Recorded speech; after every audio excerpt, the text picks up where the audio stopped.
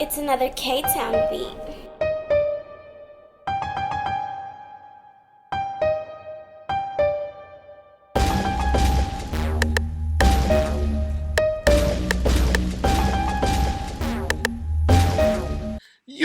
YouTube, it's your boy, Mr. Outliner. First, let me start off by saying happy birthday to me, and as a gift from me on my birthday, I'm giving y'all a tutorial. Now, how that go? I'm giving y'all something, but I do this for the culture. You hear me?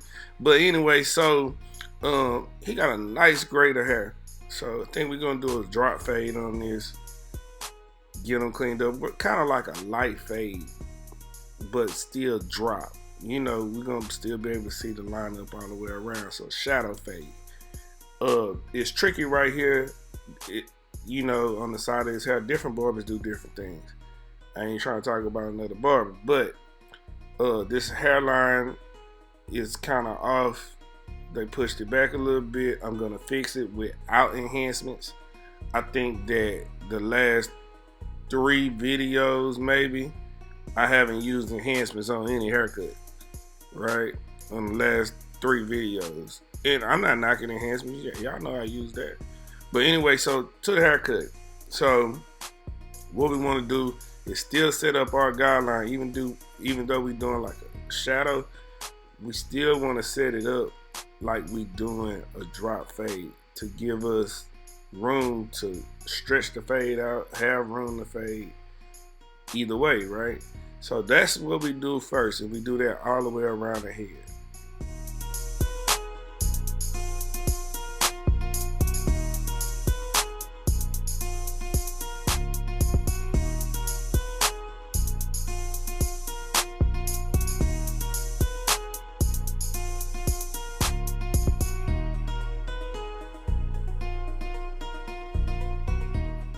Now, specifically on this type of hair, you see this is a little bulky right there, so we need to knock that down. But what I'm gonna do here is take my 1.5 and I'm gonna try to work this bottom line out. Now, on this type of hair, I have to use all of my guards. When the hair is like, for me, when the hair is straight like this but curly, or it's thinner, it's not so over curly, it's not so close together, I use my guards a lot, all of my guards a lot, because it just helps with the blending process, right? So certain haircuts I can skip some of these steps and not use the guard, but with this type of hair texture, for some reason I need to use all the guards in order to get the blend that I'm looking for. So we used our 1.5 open, we're coming back with our 1 guard. Now, our 1 guard, we're using that like midway or closed at the bottom, and then work our way up midway. You see, I just adjusted the lever, right? And we do this the same way we do almost all of our haircuts. It's all the same process. If you can get the same process down, steps down, approach down, then your haircuts will become consistent, right? So I know on most haircuts, I use a total of 2 to 3 guards on typically most haircuts, maximum 4. So those 3 guards that I keep in my front pocket, a 1.5, a 1 guard, and a half guard. Those are the only guards that I really use for 85% of my haircuts, maybe 90, right? 2 guard if it's just like this. Sometimes you might can use a 2 guard to knock that bulk down on the edge where I'm combing at, if you can't eyeball it and tell what it needs to be. So right here I use the 2 just to be on the safe side, because you want to use something bigger here in case the hair doesn't respond the way you want it to respond. See, and I know that. And then also you see how many different ways you have to comb it to get the hair to lay down. So it's like it's not a swirl or it's not a cowlick, but his hair just grows different right there in the corner. So it can make it tricky. So I combed it every way I could to see which way was it gonna look the best and what I needed to do to fade. faded into what I was trying to do. And you can see right there, I see that I still have a little bit more fading and blending to do. Like I said, with this haircut, you have to go use all your guards, and you might have to go over it a few times just to get the hair to blend the way you want it to blend. Make sure you comb it or brush it in order to get the hair to lay down so you know exactly how to fade it. It's another K-Town beat. Now, also after that, you can come back with your half guard. You see, like I said, I'm using all my guards. Come back with my half guard, and I can just blend the rest. Hit that bottom line, just blend the rest, and then everything should come out the way how you want it.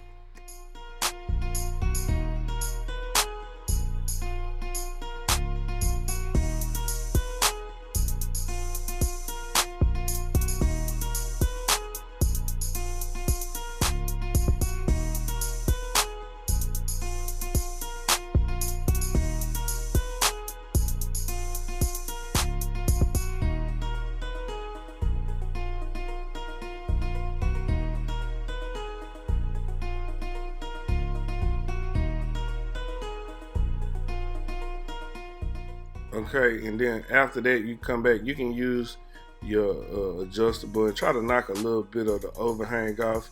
That's what we want to do. So we prepping the lineup on this side already. So this is how it should come out and look. Now on this side, we do the exact same thing.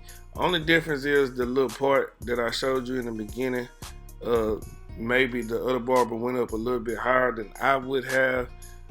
So the bulk area in the front where I'm pointing at is going to be a little tricky, but other than that, we use the exact same steps.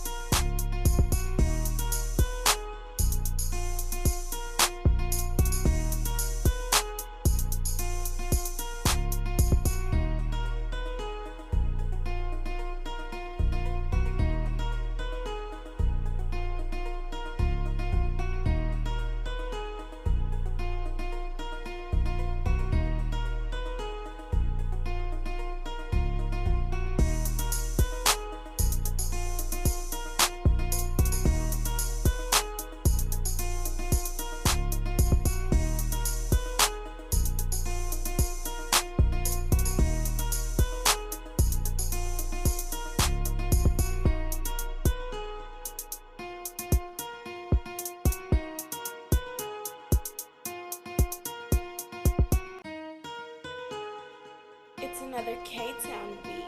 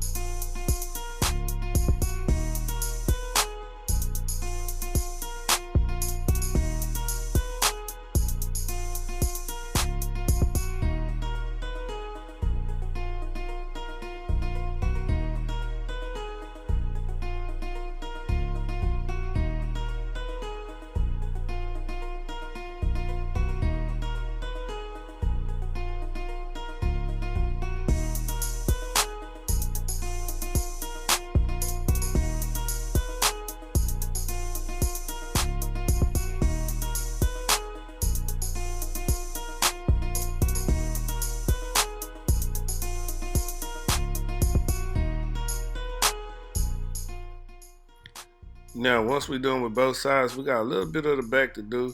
And I kind of, when I'm working the sides, I'm kind of working the back a little bit also. So I leave not too much to blend, too much work to do.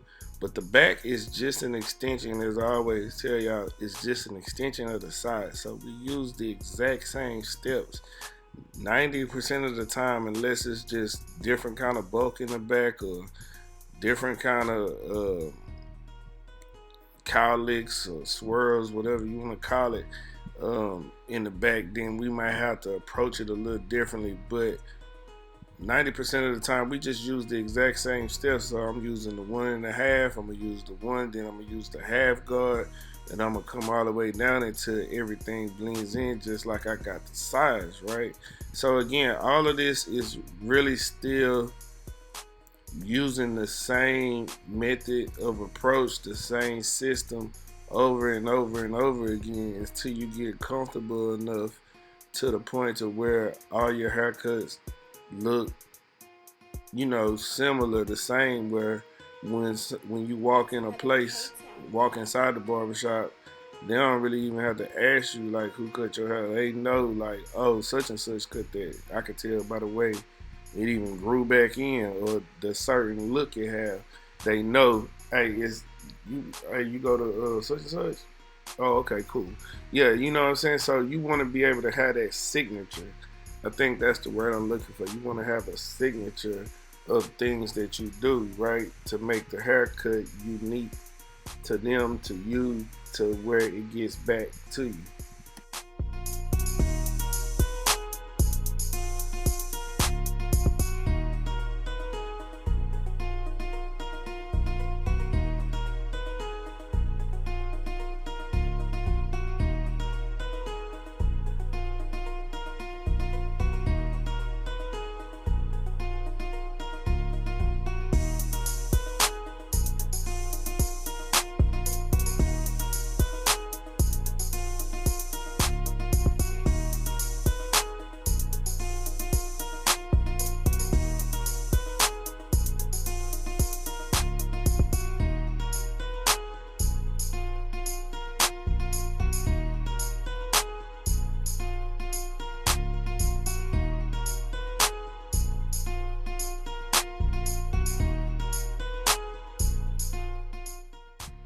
Now, once we finish with that, we can get ready to put the line up in place. And this is, you know, the best place to get the sharpest line, crispiest line. You can get it in the back. I don't know, something about the back of the hair and the line is easy to line up, right? This is the easy part. But yeah, so once the fade is done, then you can come back and just line them up, clean them up, and then we setting them up for the front of the haircut, and we're gonna get that line up. We're about to jump into that now.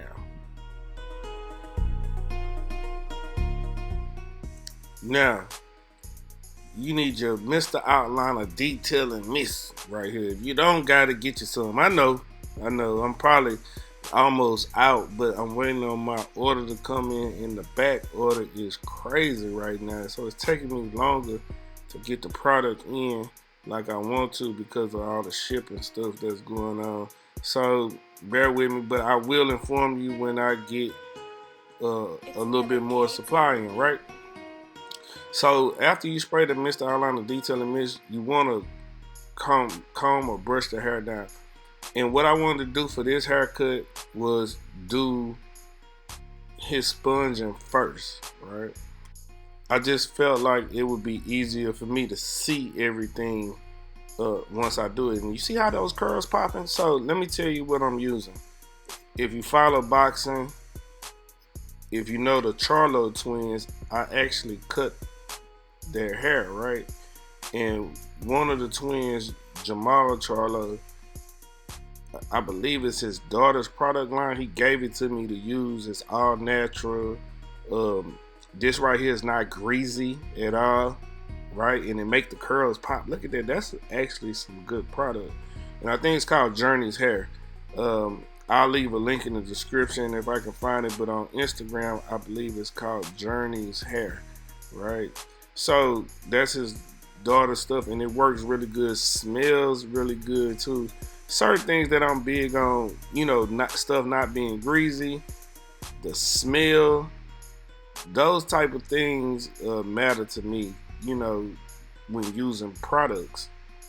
So if I tell you it's good, it's good. If I'm endorsing it, it's good because I'm particular about things. Now, back to the edge up. A lot of people do lineups differently. I know I do. The key thing to remember for you or any other barber, or anybody, right? Do what's comfortable for you, but make sure it's consistent what you doing. All my videos, you see me 90%, 95%, you see me start just like this, right? And I get the same outcome every time, right? So find what's working for you. Also, this is one of the most important parts of the haircut. So you can take your time because you have to try to get this right? You see that? So, and we have to come up a little bit on the haircut to get it to where we want it. Fine. Still, just take your time, and that's what I'm doing right here. I'm just taking my time. I'm lining it up. I'll come back and I'll match the other side with this side, what I'm doing, right? So this is how I do my lineups. Doesn't necessarily mean, you know, you have to do it this way, but this works for me and what I'm doing. You see that? So I'm getting the look that I want. It's, you know, this is the most creative part of the haircut for me because it's just, you know, you get to create the look. This is the whole look right here, right?